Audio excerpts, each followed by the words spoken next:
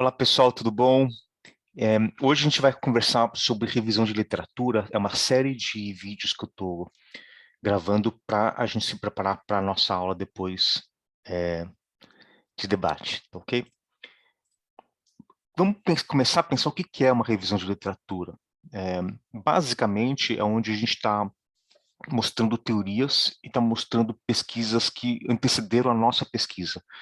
Vocês vão ver que a gente pode usar a literatura referências em vários momentos da nossa dissertação, tá ok? Vamos dar uma olhadinha em que a gente quer com isso. Quando a gente está falando de um referencial teórico, que é apenas uma das partes da dissertação onde a gente pode usar a literatura, o que a gente está procurando? Número um, é linhas e correntes teóricas que dão suporte àquilo que a gente está desenvolvendo. Mesmo numa pesquisa qualitativa, que a princípio a gente está começando tudo do zero, uma grounded theory, que é algo que tenta fazer uma teoria do zero, mesmo assim a gente vai trazer alguma teoria pré-existente para tentar problematizar algum tipo de situação. É muito raro a gente ir para um campo sem nenhuma teoria, né? No caso de pesquisa quantitativa, no caso de pesquisas que têm teste de hipótese, né, nem toda a pesquisa quant tem teste de hipótese, mas naquelas que tem um teste de hipótese, aí sim dá ficar mais claro o papel da teoria para a gente desenvolver as hipóteses. Agora, uma das coisas que também a gente pode se perguntar é para que teoria, né? A gente poderia muito bem dizer, bom, um mestrado profissional no final das contas, está muito mais interessado em fornecer algumas ferramentas para os alunos. De repente, a gente quer aprender alguns métodos novos. Para que eu preciso de teoria? Não é simplesmente aprender ferramentas diferentes? A gente pode pensar junto para que teoria. Então, número um, estabelece um diálogo. A pessoa que vai ler o seu trabalho, ela vai ler o seu trabalho porque ela tem algum tipo de interesse. E qual é esse interesse? Esse interesse é firmado não só pelo objeto, mas pela teoria que vocês estão trazendo. Eu vou dar um exemplo. Vamos supor que eu esteja estudando comunidades online, ok? Então, talvez para alguns de vocês, o simples fato de eu estar estudando comunidades online seria interessante para qualquer tipo de leitor. Mas a ideia aqui é que a gente faz uma pesquisa, não é só para jogar a luz sobre um objeto que ainda não foi estudado. A gente quer entender como o mundo funciona. A gente quer entender o que está acontecendo. Então, a gente tenta trazer teoria muito para motivar as pessoas a pensarem o seguinte, olha, se a gente já conhece isso tudo, do que a gente poderia esperar em termos de teoria, o que a gente pode esperar diferente, o que a gente pode esperar de igual quando a gente olha para esse objeto. Então, voltando para o exemplo de comunidades online, a gente pode dizer, bom, peraí, a gente vai estudar comunidades online, talvez esse seja um bicho novo, mas a ideia de comunidade não é. O que a gente sabe sobre comunidades? A gente sabe que comunidades são lugares onde as pessoas se sentem solidarizadas umas com as outras. Então a pergunta é, será que as pessoas se sentem solidárias umas às outras? Talvez lendo a literatura a gente descubra que é essencial para o sentimento de solidariedade nas comunidades que as pessoas se encontrem face a face, estejam no mesmo lugar.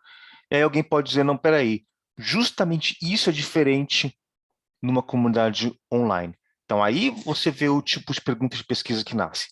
Dado que o que a gente sabe da teoria é que o encontro face a face é importante para a solidariedade, como é que a solidariedade nasce, surge, é sustentada numa comunidade online, quando não há esse encontro face a face. Então, vocês estão vendo aqui que eu desloquei o nosso olhar simplesmente de verificar o objeto, um objeto, né, para tentar olhar, ok, qual que é o interesse teórico atrás deste objeto?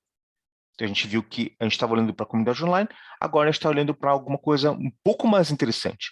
Como eu consigo solidariedade numa comunidade onde as pessoas não se encontram face a face? Tá ok? Que mais? Eu posso tentar com a literatura, pensar em variáveis, pensar em mecanismos, pensar em formas de explicar um fenômeno, tá? Então, vocês viram como é que com o exemplo da comunidade online, eu já pensei em alguns mecanismos, já pensei em algumas historinhas.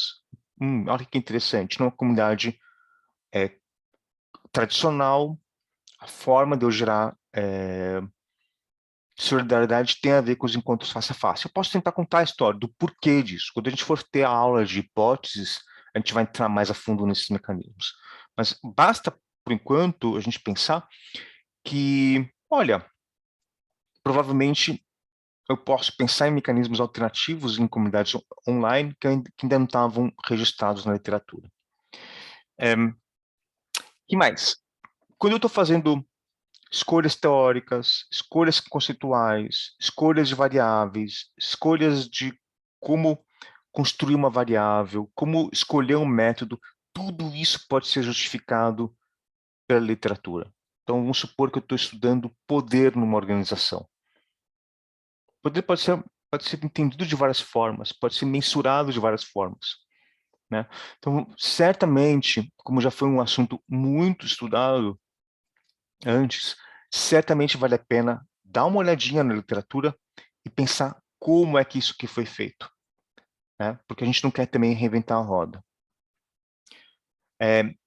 Meio na mesma linha, a literatura ajuda a gente a definir os conceitos utilizados e justifica como é que eu vou operacionalizar, como é que eu vou mensurar esses conceitos, tá bom? Para não ficar também algo parecendo que eu inventei, ou então, pior ainda, eu estou reinventando a roda quando já tem coisas bem interessantes produzidas, né?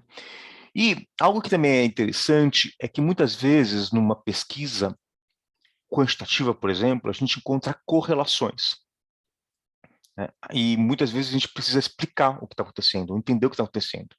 A literatura nos ajuda a dar algum tipo de narrativa, a pensar em mecanismos que podem explicar o que está acontecendo. Ou seja, a gente pode ir para além das correlações.